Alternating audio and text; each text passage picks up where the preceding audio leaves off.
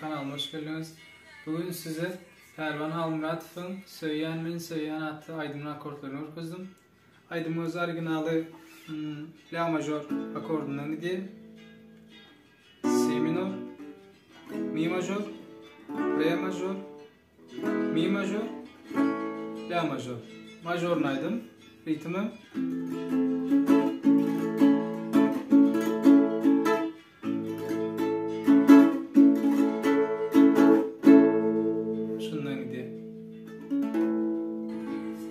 Video görünüze yaran olsa like koyma ve kanalıma abone olmayı hayatını çıkarma. Bundan sonraki videolarda kaysi aydım akortlarını isteseniz aşağıda yorumlara yazıp belirler geçin. Sağlıkla görüşelim. Sağ olun.